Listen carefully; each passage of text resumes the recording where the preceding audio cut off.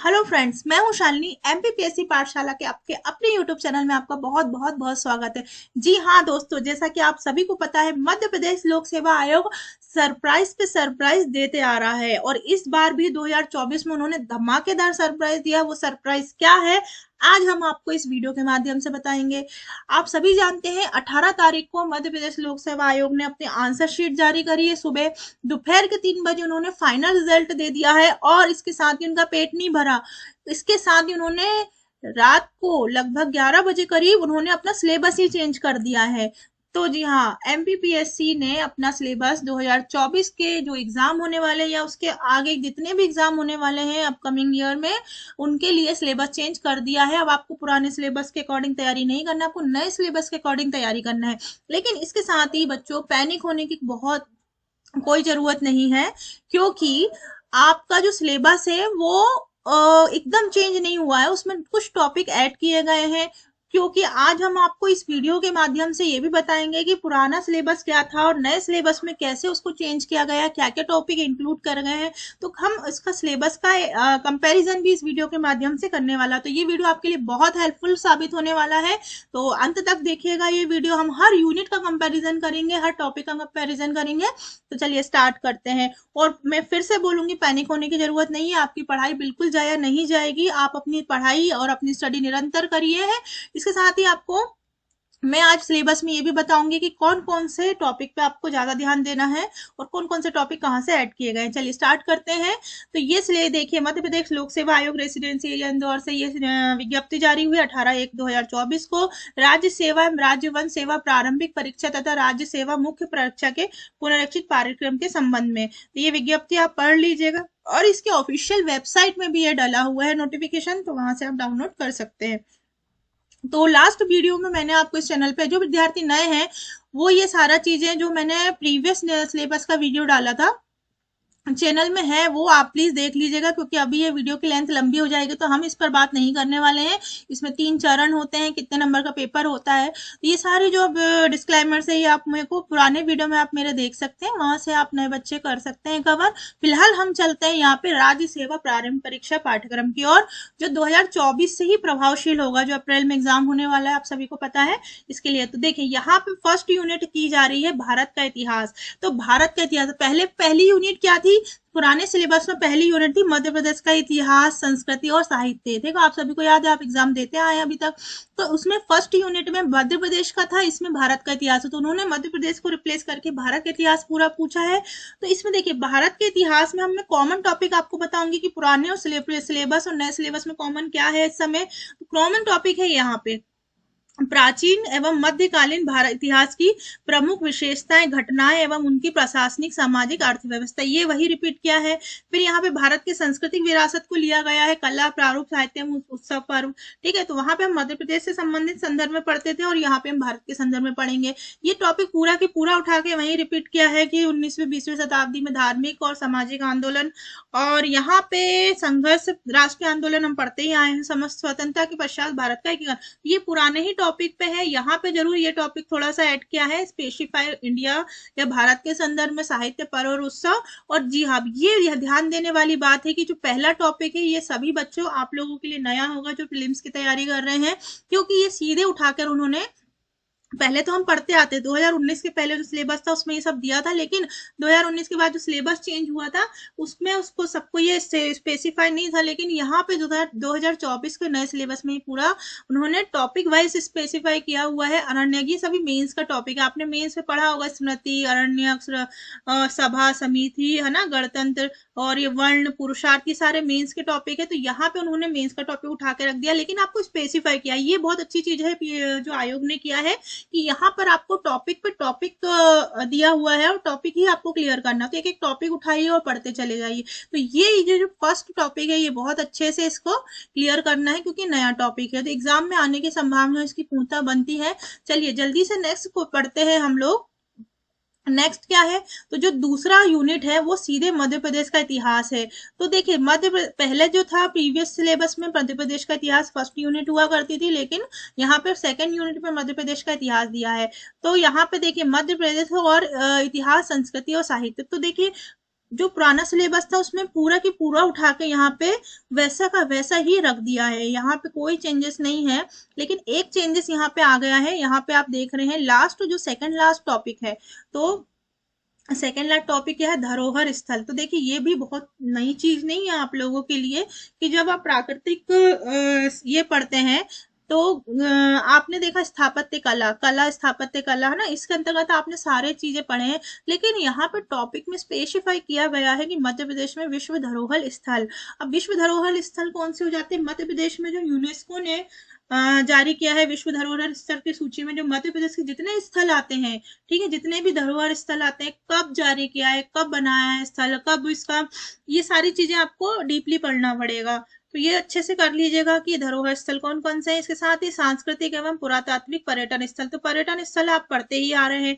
फिर साहित्यकार एवं इनकी कृतियां, तो देखिए इस बार जो एग्जाम में 3 साहित्यकार उनकी रचना पूछी थी, तो ये भी इंपॉर्टेंट है।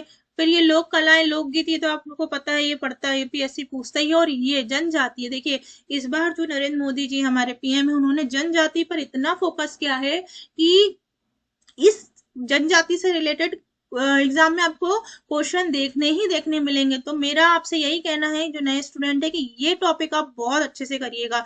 अभी आपको पता होगा कि मध्य प्रदेश में जो एक योजना चालू हुई है, प्रधानमंत्री मोदी जी जो आज जन्मय योजना है ना, तो ये कहाँ से चालू, ये शुरुआत कहाँ से हुई है मध्य प्रदेश में इसकी।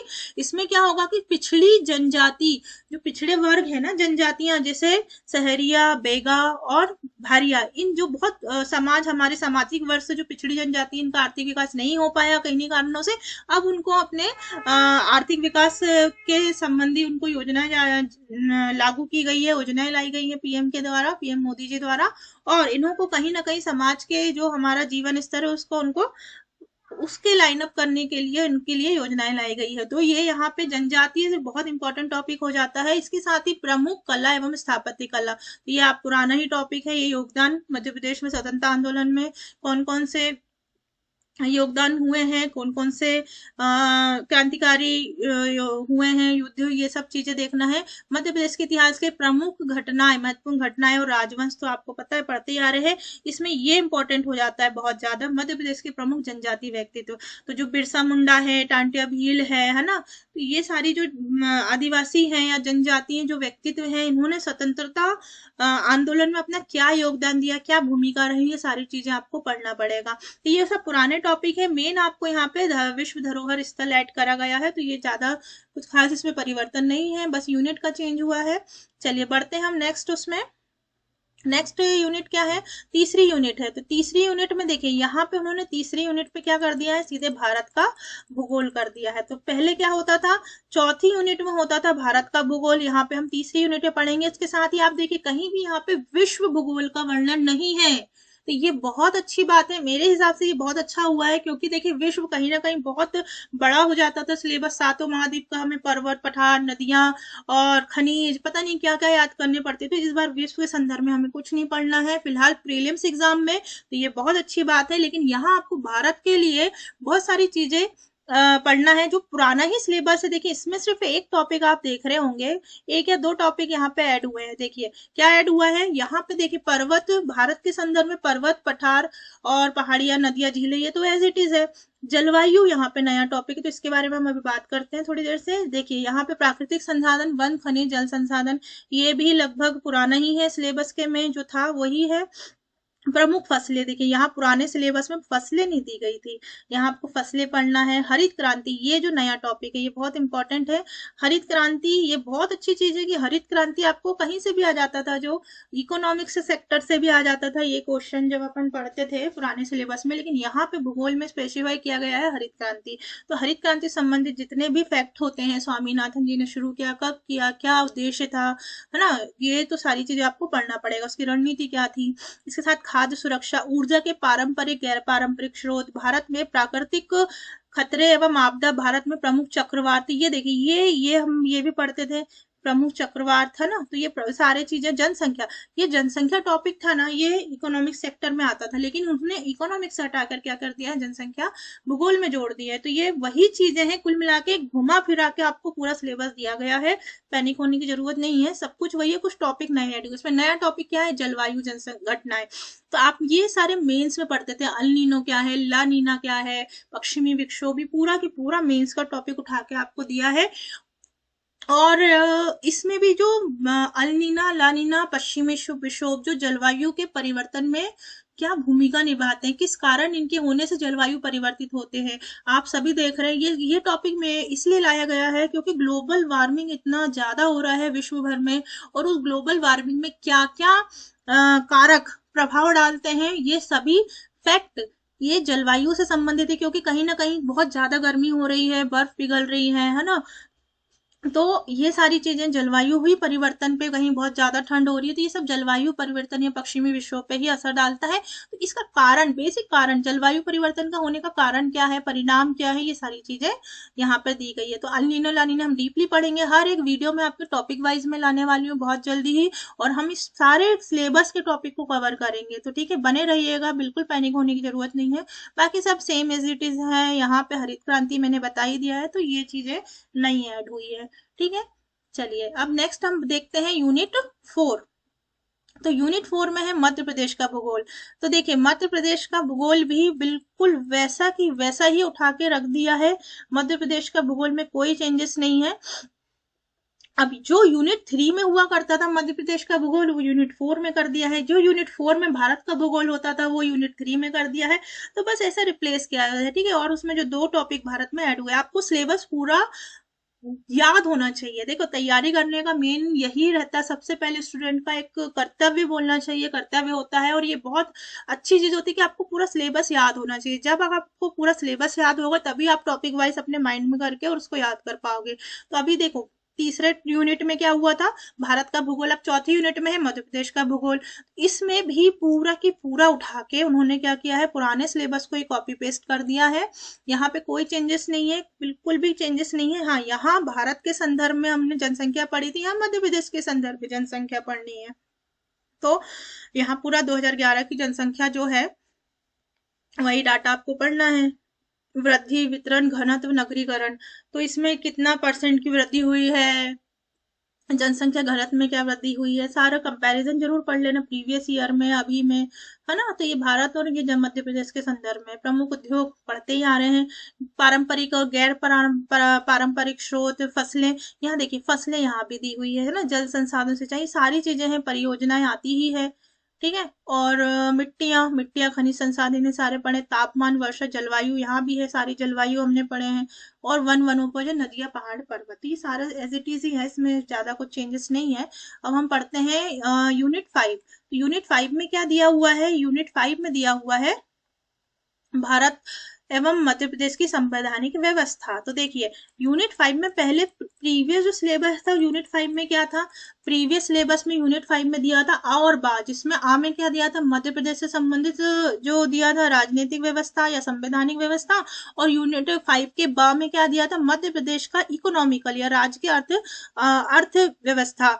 तो इकोनॉमिक सेक्टर दिया था, लेकिन उन्होंने 5वीं यूनिट में क्या किया है, नए सिलेबस में भारत और मध्य प्रदेश की संवैधानिक व्यवस्था को कंबाइन कर दिया है, एक साथ ले आए हैं, लेकिन पूरा वही की वही है, नो चेंजेस, इसमें भी कोई चेंजेस नहीं है। देखते हैं, चलिए इसमें देखिए संविधान सभा, इसमें भी संविधान सभा है, भारत के परिप्रेक्ष्य में है। संघीय कार्यपालिका, इसमें आपको सारे आर्टिकल जो जो क्लॉज हैं वो सारे पढ़ने। सर्वोच्च न्यायालय, हाई कोर्ट, सुप्रीम कोर्ट है, सॉरी सुप्रीम कोर्ट से संबंधित है यह। संवैधानिक संशोधन, ठीक है। और ये नागरिकों के मौलिक अधिकार, मौलिक कर्तव्य, नीति निर्देशक। इस बार आपने देखा होगा एग्जाम में पूछा था मौलिक कर्तव्य कितने हैं, तो बहुत सिंपल सा क्वेश्चन था, ऐसे सिंपल से आपको बेसिक क्वेश्चंस आपको गलत नहीं होने चाहिए, बेसिक कॉन्सेप्ट आपको दिमाग में रखो, उसके बाद आप डीपली स्टडी करो, ये होता है तरीका, ठीक है।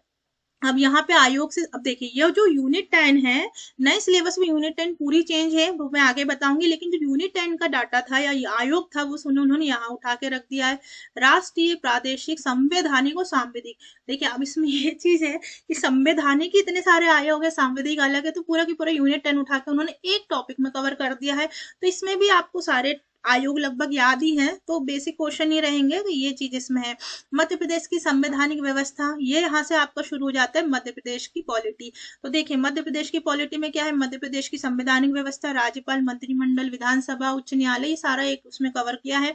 मध्य प्रदेश की त्रिस्तरीय पंचायती राज या नगरीय प्रशासन, तो इसमें सारे आपको आर्टिकल या क्लॉज है वो याद करने हैं। मध्य प्रदेश के सुशासन या अभिशासन, ये थोड़ा सा नया टॉपिक है, मध्य प्रदेश के सुशासन और अभिशासन व्यवस्था।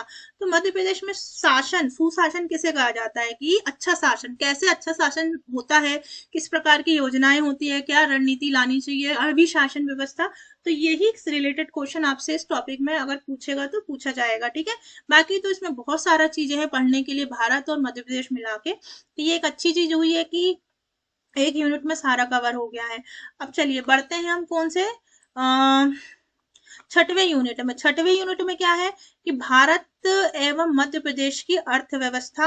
अब देखिए यहाँ पे छठवें यूनिट में, पहले प्रीवियस किसी को याद हो तो पता, छठवें में क्या था, भारत का संविधान, शासन प्रणाली एवं अर्थव्यवस्था। तो यहाँ पर क्या हुआ है, भारत की अर्थव्यवस्था, मतलब कि दोनों अलग अलग टॉपिक को उन्होंने मर्ज कर दिया यूनिट को। पहले भारत और मध्य प्रदेश की राज्य व्यवस्था कर दिया पांचवें यूनिट में, और छठवें यूनिट में क्या कर दिया, भारत और मध्य प्रदेश की अर्थव्यवस्था। अब इसमें सारा इकोनॉमिक्स है मध्य प्रदेश और भारत का। तो यहाँ पे देखिए, यहाँ पे भी बहुत सारी चीजें, इसमें थोड़ा सा चेंजेस हुआ है। यहाँ पे देखिए, यहाँ थोड़ा ज्यादा बड़ा सिलेबस, मतलब ये बड़ा कर दिया है यहाँ पे, ऑब्वियसली सिलेबस थोड़ा बड़ा हुआ है। भारतीय अर्थव्यवस्था, मध्य प्रदेश की वर्तमान स्थिति। तो अर्थव्यवस्था के परिप्रेक्ष्य में भारत और मध्य प्रदेश की वर्तमान स्थिति, मतलब इंडेक्स वगैरह आपको याद करने पड़ेंगे। मध्य प्रदेश की जनसंख्या व मानवीय संसाधनों का विकास, शिक्षा, स्वास्थ्य, कौशल, स्वास्थ्य संबंधी जो नीति है, जनसंख्या संबंधी जो नीति आ रही है, मानव संसाधन, है ना, डेवलपमेंट से रिलेटेड कोई नीतियां हो तो वो आपको याद करना। सतत विकास लक्ष्यों की प्रगति, भारत मध्य प्रदेश की प्रगति। बेसिकली यहाँ पे देखिए मध्य प्रदेश को फोकस किया गया है ना। भारत का सिर्फ एक टॉपिक मुझे यहाँ दिख रहा है, ये भारतीय अर्थव्यवस्था, दो टॉपिक दिख रहे हैं, और ये तीन है ना, ये तीनों टॉपिक इंडिया के हैं, बाकी सारे ऊपर के मध्य प्रदेश के हैं। तो भारतीय अर्थव्यवस्था की नवीन प्रवृत्तियां, कृषि उद्योग हम पढ़ते ही आ रहे हैं, सेवा क्षेत्र है ना, से और फिर ये रिजर्व बैंक, आरबीआई, सेबी, गैर वित्तीय संस्थाएं, जितनी भी महारत्न नवरत्न कंपनी है, इसके बारे में पूछते ही आया है आयोग, जितने भी मुख्यालय हैं, है ना, तो वो सारी चीजें हैं। यहाँ पे भी देखिए, यहाँ पर भारत भारत भारत कहीं भी, अब ये देखिए भारत की विदेशी व्यापार की नीतियां, ये इंपॉर्टेंट टॉपिक बन जाता है। आप सभी को पता है कि जो G20 सम्मेलन हुआ था, इन्वेस्टर समिट कहाँ हुई थी, इंदौर में हुई थी, जो कि मध्य प्रदेश में है। और इसके साथ ही G20 की अध्यक्षता करने वाला देश कौन सा था, भारत था इस बार 2023 में। तो ये बहुत इंपॉर्टेंट है। दूसरा क्या था कि मध्य प्रदेश में, भारत में बहुत सारे G20 समिट हुए थे, जैसे इन्वेस्टर समिट हुआ था इंदौर में, इसके भी पहले। तो ये यहाँ पे बहुत इंपॉर्टेंट बन जाता है ये भारत। तो यहाँ पे पीएम जो है मोदी जी, वो होस्टिंग किए थे, होस्ट बने थे। तो जो अध्यक्षता होता है वही देश होस्ट करता है। और यहाँ आसियान समिट, तो ये सारे सम्मेलन हम पहले भी पढ़ते आए थे। और यहाँ पर देखिए आत्मनिर्भर मध्य प्रदेश, एक जिला एक उत्पाद, है ना, तो एक जिला एक उत्पाद, ये बहुत इंपॉर्टेंट है ना। और यहाँ पे जियो टैग, जो टैग हुआ है, जीआई टैग मिला है, वो सारे पढ़ना है। बौद्धिक संपदा अधिकार, आईपीआर की प्रगति, बौद्धिक संपदा में क्या प्रगति है मध्य प्रदेश की। और ये उद्योग, एमएसएमई का उद्योग, कौन कौन सी संरचना है, ये सारे नए टॉपिक हैं, इसको आपको कवर करना पड़ेगा। तो थोड़ा सा इकोनॉमिक्स का मैं कहूंगी कि ये जो सिलेबस है, ये इकोनॉमिक्स के पॉइंट ऑफ व्यू से थोड़ा सा लेंदी हो रहा है। बाकी कोई नहीं, आप ये सारा पढ़ चुके हैं, तो बिल्कुल इसमें घबराने वाली कोई बात नहीं है, सारा पढ़ा हुआ है आपका, बस कॉन्फिडेंस लाइए अपने ऊपर, है ना। तो अब हम यूनिट 7 देखते हैं। तो यूनिट 7 क्या है, इसमें यूनिट 7 में बिल्कुल कुछ भी चेंजेस नहीं है, कुछ दो थोड़ा सा माइनर चेंज है, बाकी एज इट इज इन्होंने रखा है। विज्ञान की प्रमुख शाखाओं को प्रारंभिक ज्ञान, देखिए ये वर्ड याद रखिए, है ना, प्रारंभिक ज्ञान, मतलब कि आपको बेसिक नॉलेज होना बहुत जरूरी है। तो एक स्टूडेंट की जो क्वालिटी यही होती है कि उसे बेसिक नॉलेज होना बहुत जरूरी है, चाहे वो बेसिक नॉलेज हो कंप्यूटर का, बेसिक नॉलेज हो साइंस का, बेसिक नॉलेज हो अदर सब्जेक्ट का। तो वो अपने बेसिक नॉलेज में, मैंने कहा था आपसे कि बेसिक नॉलेज या बेसिक क्वेश्चन आप गलत नहीं होना चाहिए, तो यही बेसिक नॉलेज है यहाँ पे, प्रारंभिक ज्ञान विज्ञान का।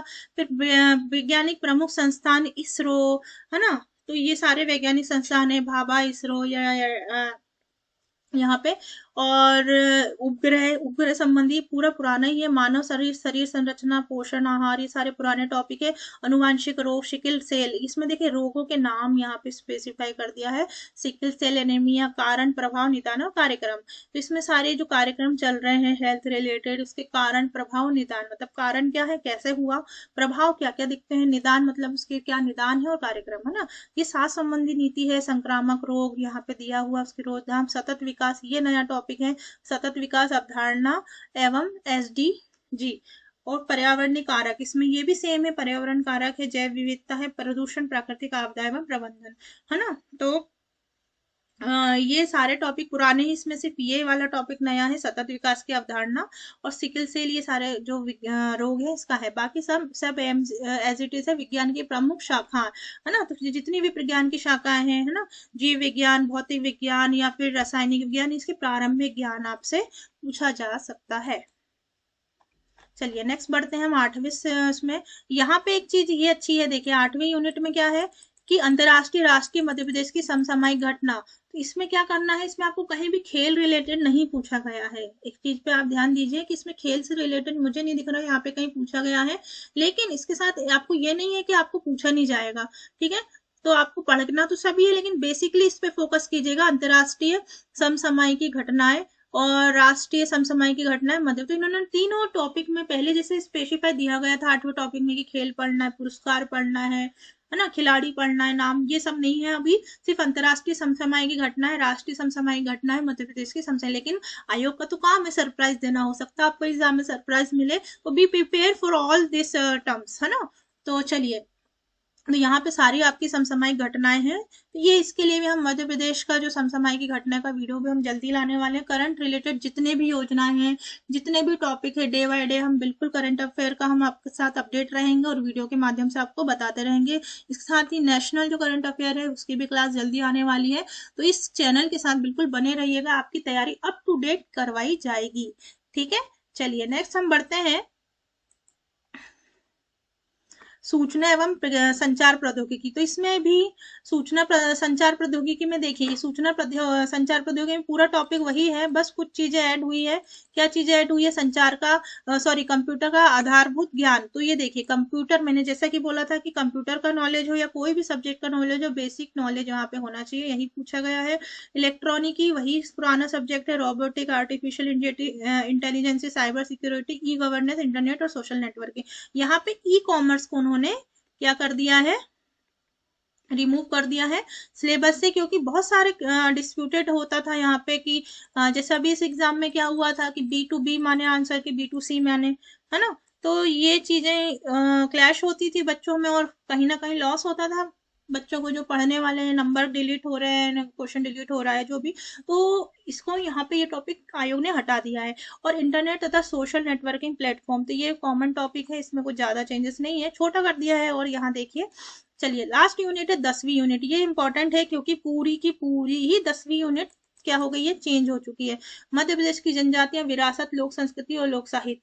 मध्य प्रदेश में जनजाति, यहाँ पे देखिए पूरा की पूरा 10वीं यूनिट किस पे फोकस है, मध्य प्रदेश की जनजाति पे, है ना। तो ये मध्य प्रदेश की जनजाति पे पूरा फोकस है, यहाँ से यहाँ तक का। और यहाँ पे एक टॉपिक है मध्य प्रदेश की लोक संस्कृति और लोक साहित्य। तो ये हम फर्स्ट यूनिट में पढ़ते ही आ रहे थे पिछला, अगर आपको सिलेबस याद हो तो फर्स्ट यूनिट में हमने पढ़ा है ना, संस्कृति और लोक साहित्य। तो ये कॉमन रिपीट हुआ है। बाकी यहाँ पूरा जनजाति में, जैसे जो स्वतंत्रता, मध्य प्रदेश की जनजाति ने भारत के स्वतंत्रता आंदोलन में क्या क्या योगदान दिया, तो ये पहले यूनिट को उठा के उन्होंने दूसरे यूनिट में लिखा है।